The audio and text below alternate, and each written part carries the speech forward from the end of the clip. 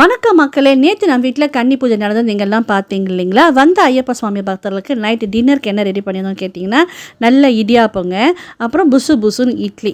இடியாப்பத்துக்கு மேட்சிங்காக குருமாங்க, சைட் டிஷ்லாம் நல்லா தாராளமாகவே கொடுத்துருந்தாங்க. இது மட்டும் இல்லாமல் நெய் தழும்ப தழும்ப வெண்பொங்கலும் சொல்லியிருந்தோங்க.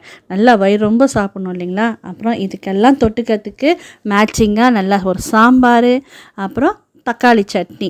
இந்த ஹோட்டலில் தக்காளி சட்னி சூப்பராக இருக்குங்க, செம்ம டேஸ்ட்டாக இருக்கும். அப்புறம் எப்பயும் போல் தேங்காய் சட்னி.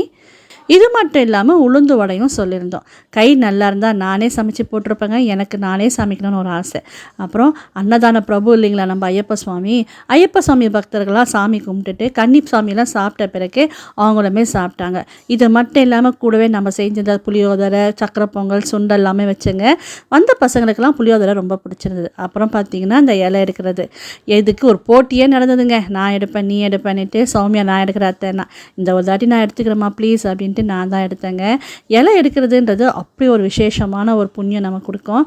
இந்த குருசாமி சொன்னார், கோவிலில் ஐயப்ப சுவாமி கோயில்கிட்ட ஒரு இடத்துல இதுக்கு ஏலமே விடுவாங்க அப்படின்ட்டு. எல்லாருக்குமே ஐயப்பன் அருள் கிடைக்கணும்னு நானும் வேண்டிக்கிறேங்க. சுவாமியே சரணம் ஐயப்பா.